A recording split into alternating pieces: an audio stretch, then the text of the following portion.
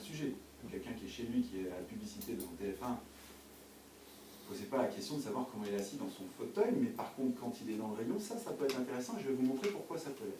Qu'est-ce qu'on peut lui demander d'autre? Qu'est-ce qu'on peut chercher d'autre? Comment il prend la décision? Ouais, c'est ça l'enjeu. C'est la prise de décision. C'est, vous savez, une prise de décision, et là on est au cœur de l'histoire. Vous rentrez avec des questions et votre liste de courses. Bon, en tout cas, peut-être une grosse liste de courses, pas beaucoup de questions, mais au fur et à mesure des stimuli, vous allez vous dire, ah tiens, c'est quoi ça? Tiens, c'est peut-être pas mal. Hein. Ah, c'est nouveau. Pop, pop, pop, question. Puis là, en tout cas, vous avez là, mettons, vous avez, madame vous dit, va me chercher des couches, vous passez par le rayon des bières, tiens, une nouvelle Heineken, je m'en dis, et puis pop, là, tout d'un coup, la liste dort un peu dans votre poche. Donc, c'est un arbitrage. Et alors, ce qui est intéressant, c'est que une décision, c'est toujours, si vous voulez, une logique heuristique. C'est-à-dire, j'ai le choix entre A et B, qui me donne un sous-choix entre A', B', et puis à la fin, voilà. Là, ok, c'est bon. Boîte vache qui rit dans le caddie. Mais généralement, il y a eu 1, 2, 3, 4 prises de décision qui ont été faites entre-temps. Intéressant, parce que c'est exactement la même chose sur un site internet. Exactement la même. J'arrive sur le site. Ah, ok. Et là, on parle de tunnel, on parle de la façon dont un individu va se balader dans un site. Mais on vous dira par exemple que si vous faire 40 clics pour arriver jusqu'au bon de commande final, c'est mort. Généralement, c'est 3-4, parce que la prise de décision d'un individu, c'est 3-4 niveaux de décision, c'est pas 40. Vous voyez? Et ben, le catégorie management, c'est la même chose. Et ce que je vais essayer de comprendre, c'est dans cet espace de temps et cet espace physique, qu'est-ce qui se passe là? Alors je vais poser des questions de comment vous vous baladez, qui vous êtes, comment vous réfléchissez, est-ce que vous avez anticipé votre achat, où est-ce que vous regardez, est-ce que vous êtes plutôt sensible à ce produit s'il est en promo ou pas en promo, s'il est en promo, est-ce qu'il faut qu'il soit dans telle condition, s'il est sous telle condition, est-ce que vous avez d'autres contreparties, est-ce que vous êtes susceptible d'être plus sensible à des offres promotionnelles en lot par 2 plutôt qu'en lot par 10, etc., etc. Et toutes ces questions-là, on ne les pose pas en temps normal. Alors, bien sûr, ça reste un conso. Donc, on va regarder avant l'entrée en magasin, et on va regarder pendant le magasin. On va avoir une vision conso et une vision shopper, qui vont se cumuler pour arriver à avoir la meilleure lecture possible. Une des premières choses que l'on va faire, c'est que on va faire du qualitatif. Le qualitatif, ici à gauche, on va le faire généralement en salle, parce que c'est là que ça se fait le mieux, hein, le quali. On va faire un focus group, où on va faire, je vais vous montrer des techniques qu'il y a, et on va vraiment creuser comment est-ce que le conso anticipe son achat, réfléchit, etc. Ici, ce qu'on ne voit pas trop, c'est l'ethnographie. En fait, nous, on a mis un ethnologue dans le rayon, je vais vous montrer. Et pendant qu'il est dans le magasin, à cette interface entre le conso et le shopper, on va aussi se poser la question du comportement d'achat, et on va même faire des interviews post-achat. Vous avez trouvé ce que vous vouliez? Est-ce que vous avez été satisfait, etc. Et puis on va essayer de comprendre un petit peu. Tiens, à un moment donné, vous avez eu le choix entre ça et ça. Pourquoi vous avez pris ça? Voilà. Tiens, à un moment donné, vous avez fait le début de rayon, puis vous avez basculé de l'autre côté, vous n'avez même pas regardé le reste. Pourquoi vous n'avez pas regardé le reste, etc., etc. Donc on va essayer de creuser ça. Et la vision shopper, qui est vraiment quelque chose de caractéristique in situ rayon,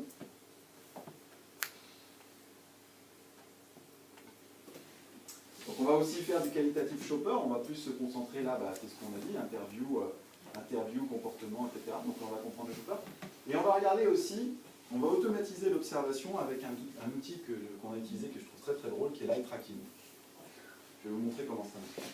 Et puis en plus, alors eye tracking, on a fait du photoreportage, et on est même allé discuter, et c'est là que c'est intéressant aussi, on est allé discuter, décidément, en fait je crois que c'est un problème de vidéoprojecteur, mais d'accord. On est allé discuter ici avec les distributeurs. Bonjour monsieur le chef de rayon, je suis Danone. Qu'est-ce que vous pensez de mes produits? Mon emballage, etc. Vous, là, distributeur, qu'est-ce que vous pensez? Quand vous le prenez dans la main, là, ouais, bah votre carton est pourri, c'est une vraie galère, puis vos barquettes, elles sont trop grandes, je ne peux pas les caler dans mon rayon. Et là, vous allez voir, les bourdes. Si seulement les dirigeants marketing savaient à quel point ils sont responsables, en particulier des taux d'échec d'innovation, à cause de détails comme ça, ils seraient par terre. Vous imaginez pas le nombre de fois où le marketing n'anticipe pas sur le fait que quand je fais une barquette de 30 cm de haut, personne ne pourra la rentrer dans 99% des rayons de France. Aucun dirigeant classique du marketing, s'il n'a pas mis les pieds dans un magasin, comprendra que quand il fait un produit, pardon, je comprends ça, dans un rayon ultra encombré et qu'il fait un produit super large en me disant, tu comprends, d'un point de vue conso, c'est important, je puisse le voir. Hein. Je dis, ouais, bah, si déjà tu as du bol, ton produit, tu vas le retrouver comme ça. Et 10 fois sur 10 en plus. Mais Philippe, c'est pas ça le problème. Moi, je veux qu'il soit visible, donc je le veux comme ça. Oui, non, mais on est d'accord. Mais réfléchis bien. Moi, je te dis, votre... Non, Philippe, laisse faire. Marketing. J'adore. Je suis un homme de marketing, j'adore. Et après, il y a le commercial qui va dire, ouais, non, ce produit ne marchera pas. Ça marche, on a fait du boulot. Laissez-lui un peu sa chance, c'est la vérité quand même. Donc, si vous voulez, il faut que les deux mondes se parlent. Et donc, il faut leur donner des éléments factuels pour se parler. Donc le qui, quoi, quand, comment, où, combien, à qui, etc. Alors si je regarde un peu ces méthodes, par exemple, avant, en salle, grosse interrogation de marketing. Quelle est la perception du client par rapport à mon produit? Voilà. Comment il le perçoit? Comment il le segmente? Et en particulier, on va faire ce qu'on appelle du natural grouping. Alors c'est comme le focus group, c'est in, c'est trendy, c'est top. Je vais vous briefer. Bon là c'est un peu le kick-off. Hein. Mais en fait ça fait partie des anglicismes classiques. Le natural grouping, qu'est-ce que c'est? Prenez des photos de produits emblématiques de tout votre rayon et vous les mettez sur une table. Alors, évidemment l'individu est scannérisé, photographié, c'est CIS en puissance 10, hein, on regarde. Et on va les dire, alors vous mettez tout ça ensemble. Qu'est-ce que vous mettez ensemble? Ben, moi, par exemple, je mets les pantalons avec les t-shirts. Parce que ça va ensemble pour moi. Je mets les jeans avec les t-shirts. Par contre, les mocassins, je les mets avec les costumes cravates. Et donc, en fait, ce qui est intéressant, c'est que vous allez reconstituer des univers. Et en ça, effectivement, c'est cette logique catégorielle de complémentarité. Quels sont les produits qui vont ensemble? La question, c'est pourquoi ils vont ensemble. La question qu'il faut comprendre, c'est pourquoi est-ce qu'un individu veut avoir les salades avec éventuellement la sauce salade qui va bien, plus les petits dés de fromage qui vont bien, etc. C'est parce que le temps d'élaboration de la cuisine est très court. Et que maintenant, il veut c'est la cuisine d'assemblage. Donc toute cette tendance lourde de consommation se répercute dans le rayon. Donc ça ne sert à rien de tout splitter. Mais à l'inverse, si vous voulez, c'est pas encore le moment de proposer dans le rayon des stylos pour enfants, l'assurance de l'enfant, l'habillement de l'enfant, parce que dans ce rayon-là, le grouping, la façon dont l'individu a regroupé les produits ne s'est pas fait comme ça. Donc ce qui est intéressant, c'est de savoir, rayon par rayon, comment les gens réarrangent. Et vous allez voir que tout doucement, on passe d'une vision industrielle à une vision d'usage. C'est l'histoire de mettre des piles avec les jouets.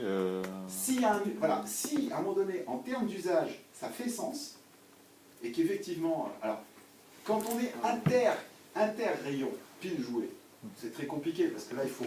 Alors, généralement, vous ne pouvez pas retirer les piles du rayon pile. Non, mais avoir un petit... vous ne pouvez pas retirer les jouets du rayon jouet. Alors, vous êtes obligé de rajouter un troisième rayon, c'est ce qu'on appelle le cross-merchandising, où vous mettez les deux ensemble. Sauf que ça ne se passe jamais dans la vraie vie, puisqu'il n'y a pas d'espace.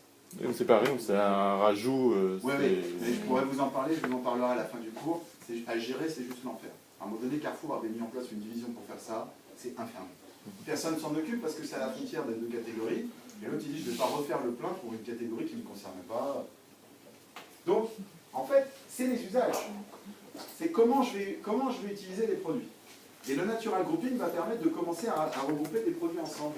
Si vous voulez, ce qui peut se passer, c'est que, initialement, vous avez votre rayon qui est comme ça, 1, 2, 3, 4, et puis le client va vous dire, eh bien finalement, moi, le 1 et le 4, ça va ensemble.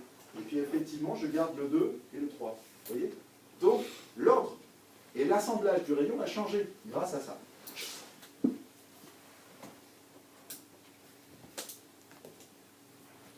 Une fois que vous comprenez les usages, vous commencez à rentrer dans l'histoire des clés d'entrée.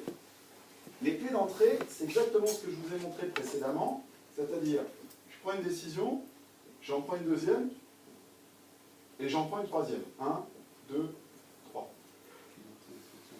Et vous allez voir, est-ce que je rentre pour acheter une marque, un prix, une taille, un type de produit? Comment ça se passe? Et généralement, des clés, c'est une combinaison de 3 à 4 clés qui sont toujours les mêmes. La marque, le prix, le produit. Toujours les mêmes. Sauf que je rentre dans le rayon avec quel état d'esprit? Est-ce que je viens chercher une marque en 1 ou est-ce que je viens chercher un produit? Est-ce que je cherche la marque ou est-ce que je cherche d'abord le prix? Il y a des parties du rayon, vous allez voir, c'est complètement inversé. Il y a une partie du rayon où je rentre avec une clé d'entrée marque, et il y a une autre partie du rayon avec laquelle je rentre avec une clé d'entrée prix. Donc c'est ça qu'on va essayer de... Et le cœur du catégorie management, c'est ça. C'est l'histoire de la clé d'entrée.